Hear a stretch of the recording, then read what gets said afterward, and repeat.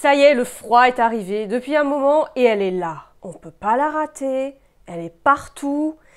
Tellement partout que même James Bond, le symbole de l'élégance, il en a une. C'est la doudoune. Bonjour et bienvenue dans ce nouvel épisode de Demande à ta grand-mère. S'il y a un truc que je trouve aussi horrible que les strings, c'est les doudounes. J'en ai porté dans les années 90, et même par choix parce que je trouvais ça stylé de ressembler à une chenille avec la doudoune longue de chez Jennifer. Mais bon, vous allez me dire, on fait des erreurs dans la vie, surtout quand on est jeune. Alors c'est parti pour l'histoire de la doudoune.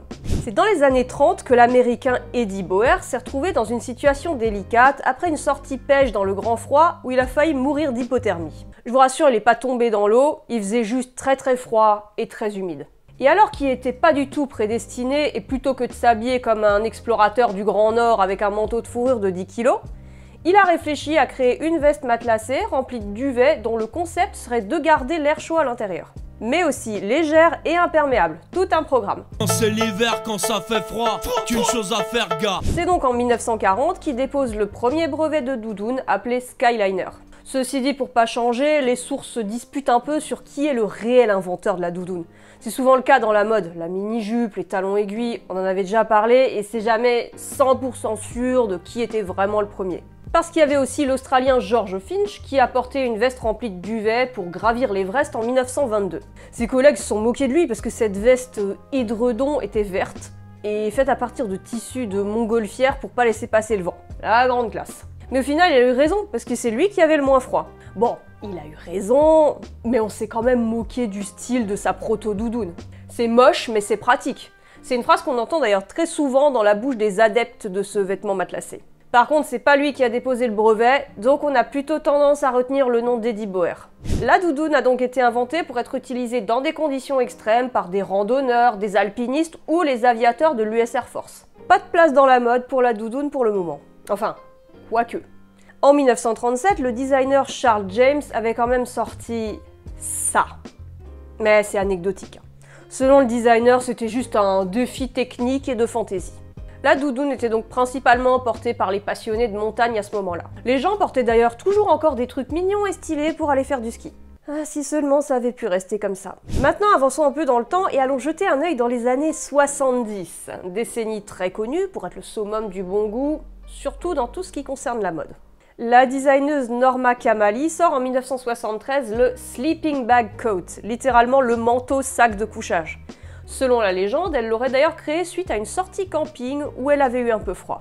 Devenu immédiatement culte, il est toujours fabriqué aujourd'hui. La doudoune devient donc un des symboles d'une mode qu'on appelle l'athleisure. Si vous savez pas ce que c'est de l'athleisure, j'espère que vous portez jamais de jogging, ni de basket, ni quoi que ce soit en rapport avec le sport alors que vous n'êtes pas en train d'en faire. Je connaissais pas non plus ce mot, mais c'est le fait de porter au quotidien un vêtement destiné à la base à une pratique sportive.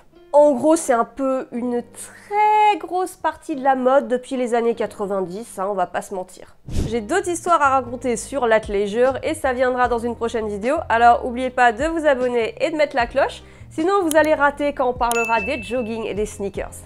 Dans les années 80, la doudoune est toujours au top et se part de toutes les couleurs possibles et imaginables, qui vont avec rien, mais qui rappellent les hivers de votre enfance à jouer dans la neige. Mais je peux pas! Toujours dans les années 80, c'est en Italie que la popularité des doudounes Moncler colorées explose, grâce à des groupes de jeunes milanais appelés paninari. Ces ados traînaient près des sandwicheries du centre de Milan, et c'est donc pour ça qu'on les a appelés les panini, les paninari donc. Ils sont passionnés de culture américaine, de moto et de tenues bien particulières d'inspiration US comme des jeans Levi's et des boots Timberland. Bon, moi dans mon imaginaire US, j'ai pas la doudoune Moncler en première place, mais visiblement c'était une pièce importante de ce look alternatif italien de l'époque.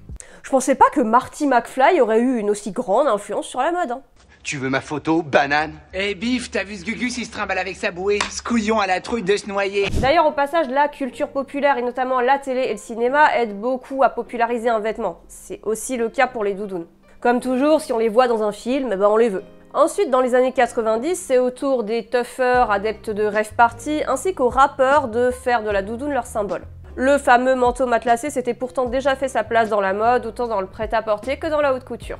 Les modèles emblématiques des années 90, vous les avez forcément connus, c'est ceux des marques North Face et Helly Hansen. Aujourd'hui, on trouve la doudoune sous toutes les formes possibles et imaginables. Pour les adolescents, la doudoune est carrément devenue un marqueur social. C'est notamment le cas de celle de la marque Canada Goose au milieu des années 2010, dont les vestes atteignent des prix faramineux. Certains modèles sont vendus bien au-delà de 1000 €. C'est un objet social la doudoune, c'est ce qui permet de s'intégrer ou non dans un lycée. Ouais, j'ai une doudoune de pauvre.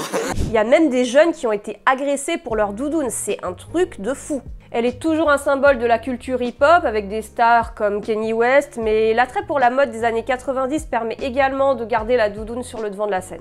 Les pièces vintage aux couleurs criardes qu'on refusait de porter étant gamin parce que ça craint, ça rage dans les friperies et sur Vinted.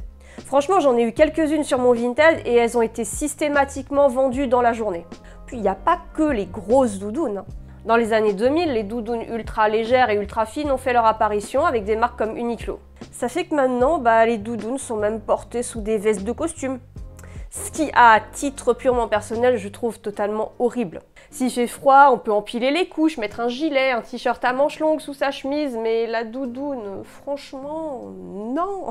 Et alors, jusqu'où est-ce que ça va aller, cette folie de la doudoune? Seul l'avenir le dira. Et vous, vous en pensez quoi? Team doudoune ou complètement contre? Je vous laisse vous défouler dans les commentaires. À bientôt pour une prochaine vidéo.